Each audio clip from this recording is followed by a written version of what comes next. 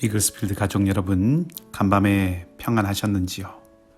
오늘도 주님께서 새 힘과 소망을 주셔서 여러분의 삶이 봄처럼 일어서는 은혜가 있기를 원합니다.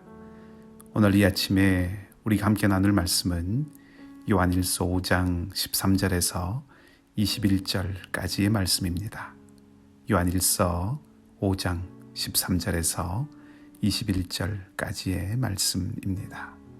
제가 봉독하겠습니다.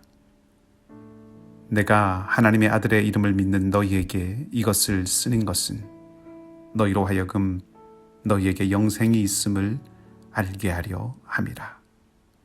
그를 향하여 우리가 가진 바 담대함이 이것이니 그의 뜻대로 무엇을 구하면 들으심이라. 우리가 무엇이든지 구하는 바를 들으시는 줄을 안즉 우리가 그에게 구한 것을 얻은 줄을 또한 아느니라. 누구든지 형제가 사망에 이르지 아니하는 죄에 범하는 것을 보거든 구하라. 그리하면 사망에 이르지 아니하는 범죄자들을 위하여 그에게 생명을 주시리라. 사망에 이르는 죄가 있으니 이에 관하여 나는 구하라 하지 않노라. 모든 불의가 죄로 돼 사망에 이르지 아니하는 죄도 있도다. 하나님께로부터 난 자는 다 범죄하지 아니하는 줄을 우리가 아노라. 하나님께로부터 나신 자가 그를 지키심에 악한 자가 그를 만지지도 못하느니라. 또 아는 것은 우리는 하나님께 속하고 온 세상은 악한 자 안에 처한 것이며 또 아는 것은 하나님의 아들이 이르러 우리에게 지각을 주사 우리로 참된 자를 알게 하신 것과 또한 우리가 참된 자 곧 그의 아들 예수 그리스도 안에 있는 것이니 그는 참 하나님이시요 영생이시라. 자녀들아, 너희 자신을 지켜 우상에게서 멀리하라. 아멘. 궁금해 하실 것 같아서 먼저 말씀드립니다. 사실 오늘 본문에는 요한이 이 편지를 기록했을 당시에는 편지를 쓴 사람이나 받은 사람 모두가 다 이미 알고 있는 내용들이었을 것이지만 오랜 시간이 지난 후대에 사는 우리에게는 알아채기 쉽지 않은 것들이 들어 있습니다. 예를 들면 사망에 이르는 죄와 사망에 이르지 않는 죄 같은 것입니다. 당시의 사람들 사이에는 이런 구분이 무엇을 뜻하는지 모두가 다 알 수 있었겠지만 많은 시간이 지난 후대에 살고 있는 우리는 그것이 무엇인지 쉽게 알아챌 수 없는 것이지요. 이 말은 지금 우리는 어떤 죄가 사망에 이르는 죄인지를 모르고 그래서 오늘날에도 우리가 잘 모르지만 어떤 죄가 우리를 사망에 이르게 하니까 과연 그 죄가 무엇인지 찾아내는데 힘을 써야 한다라는 그런 생각을 한다든지 혹은 모든 죄가 다 사망에 이르게 하는데 사망에 이르지 않게 하는 죄가 있다는 것 자체가 말이 안 되니 이 말은 무시해도 된다. 이렇게 접근할 수 없다는 뜻입니다.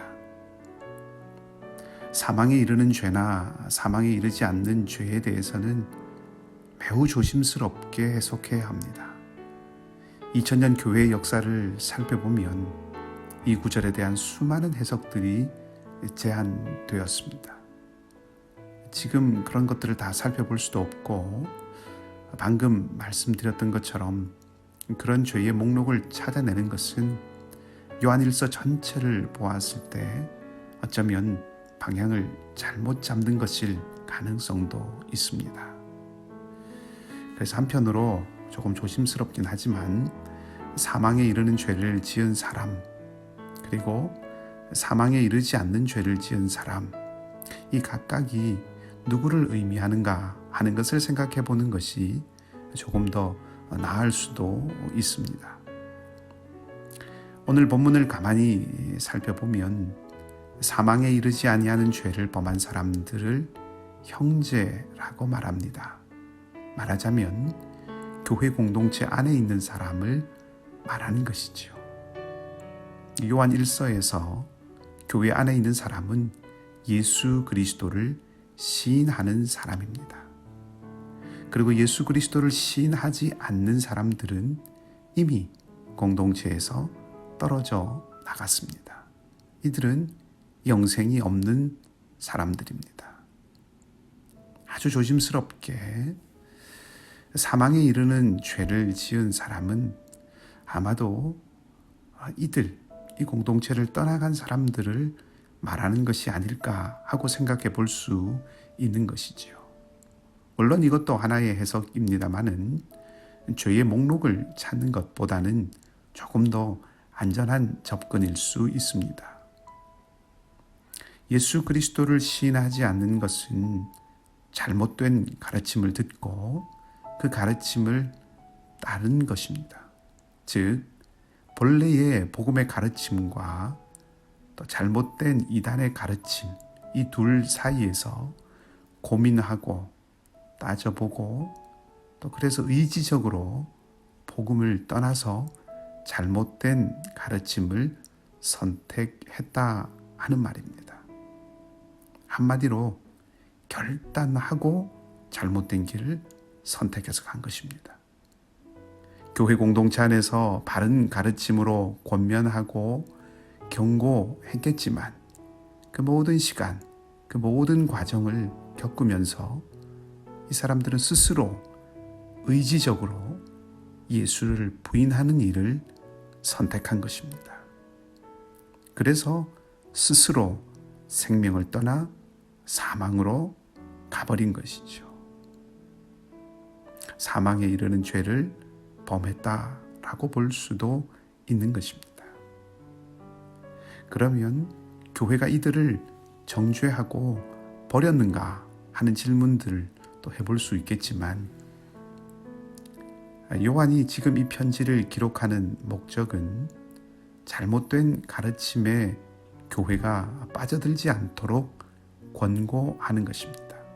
그러니까 나간 사람들을 정죄하려는데 1차적인 목적이 있는 것이 아니라 교회 내부에 있는 사람들을 보호하고 지키려는 것이지요. 그래서 13절 말씀을 시작할 때 성도는 영생을 가진 자라고 말하는 것입니다. 이를테면 오늘 본문은 이렇게 이해할 수 있습니다. 잘못된 가르침이 교회를 어지럽히고 있을 때에 요한이 이 교회를 향해서 마지막으로 이렇게 권면하는 것이지요. 성도 여러분, 여러분은 예수 그리스도를 시인하였기에 이미 새 생명을 가지고 있습니다. 그리고 하나님께 기도할 수 있고 기도하면 하나님께서 들으십니다. 뿐만 아니라 여러분은 영생이신 예수 그리스도를 아는 자들이고 그 예수 그리스도 안에 있는 자들입니다. 그러니 이미 예수 그리스도를 부인하고 우리를 떠난 사람들에 대해서는 생각하지 마십시오. 교회 안에 있는 여러분 가운데도 죄를 지은 사람들이 있습니다. 하지만 예수 그리스도를 부인하지 않았으니 아직 기회가 있습니다. 그들을 위해서 기도하십시오. 하나님께서 그들에게 생명을 주실 것입니다. 오히려 여러분은 스스로를 잘 지켜서 잘못된 곳으로 빠지지 않게 하십시오. 아마도 요한은 그렇게 해서 공동체를 지키고 바른 가르침을 지켜내려고 하는 것이지요. 이렇게 본문을 이해한다면 이 말씀을 통해서 생각해 볼 수 있는 것은 먼저 우리 마음이 죄를 따라가려 할 때 완고하게 되어서 지속적으로 범죄하고 그래서 하나님이 없는 사람처럼 살아가도록 또 그렇게 살게 되지 않도록 해야 한다 하는 것, 그리고 그때그때 계속해서 회개하고 돌이켜야 한다 하는 것을 생각해 볼 수 있습니다.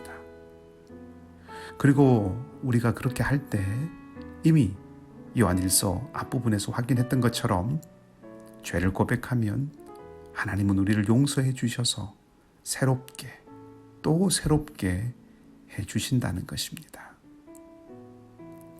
죄에 대해서 둔감해져 가는 세대입니다. 교회에서도 죄에 대해서 말하면 불편해하는 시대입니다.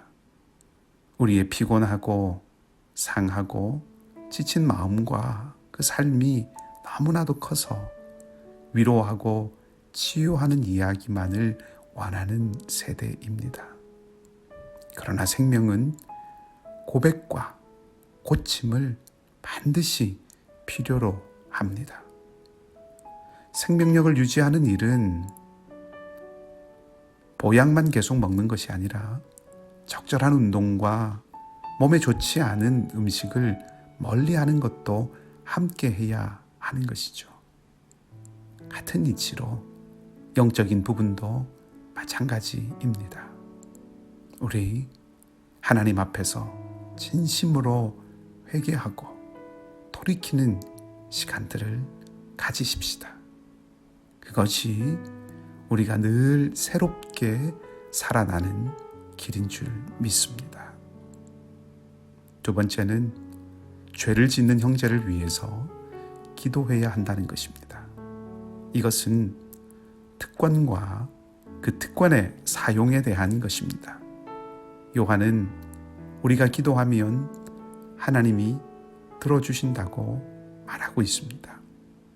기도가 성도의 특권이라는 것이죠. 그런데 그 특권을 무엇을 위해서 사용하라고 말하고 있습니까? 죄를 짓는 형제를 구해내는데 사용하라고 권면합니다. 특권을 나를 위해서가 아니라 남을 돕는데 사용하라는 것이지요. 바울도 하나님이 우리에게 주신 자유를 육체의 기회를 위해서 쓰지 말고 사랑으로 종노릇 하는데 사용하라고 권면했지요. 특권이란 섬김으로 드러날 때 그 특권을 가진 사람이 더욱 빛나게 되고 영광스러워지는 것입니다.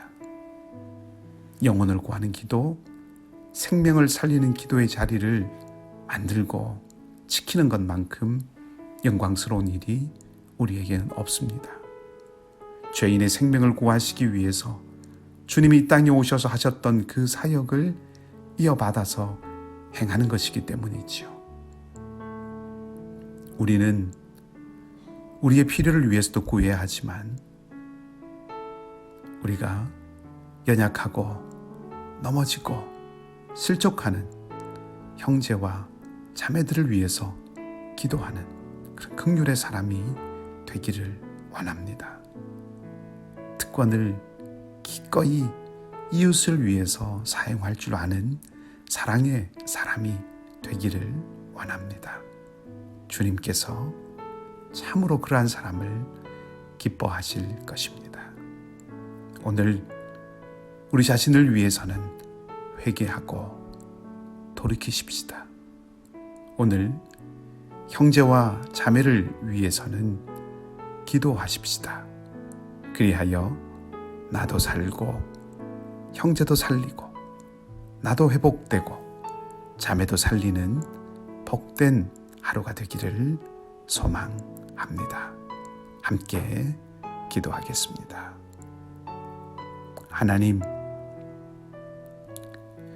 제 눈에 들보는 보지 못하고 남의 눈에 티끌만 보고 사는 것이 우리의 모습, 아니 저의 모습이었습니다. 아니 내 눈에 들보는 보려고 하지 않았던 우리의 모습이었습니다.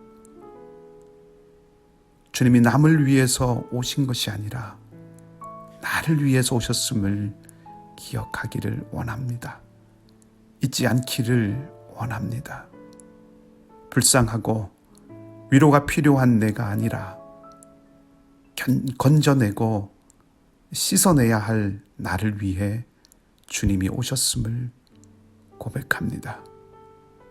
하나님, 용서하여 주시고 정결케 하시고 마음과 입술과 손과 발이 죄를 향해서가 아니라 의를 향할 수 있도록 도와주시옵소서.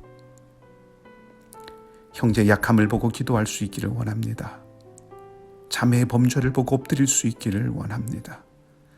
내 생명을 두고 기도하듯이 형제와 자매의 넘어짐을 두고 기도하게 하여 주시옵소서. 우리의 입술이 형제의 돌이킴을 구할 수 있는 사랑의 입술이 되게 하시고 우리의 간구가 자매를 위해 주님이 자비와 긍휼을 베풀어 주시기를 구하는 간구가 되게 하여 주시옵소서. 염려는 주님께 맡깁니다. 바이러스로 인한 염려, 경제의 어려움으로 인한 염려, 건강에 대한 염려, 미래에 대한 염려, 모든 염려는 주께 맡깁니다. 주님의 선하신 손이 함께 하심을 믿사오니 오직 주님의 뜻을 이루어 주시옵소서. 이윤성 자매의 생명을 주님께서 강권적으로 붙드시고 하늘 생명을 허락하여 주시기를 원합니다. 우리가 소망을 붙듭니다. 주님의 능력을 붙듭니다. 강건케 하여 주시옵소서. 오늘 하루의 삶도 주님께 맡기오니 사랑하는 우리 이글스필드 모든 가족들과 주님께서 친히 함께하여 주시옵소서. 감사를 드리며 좋으신 우리 주님 예수 그리스도 이름으로 기도하옵나이다. 아멘.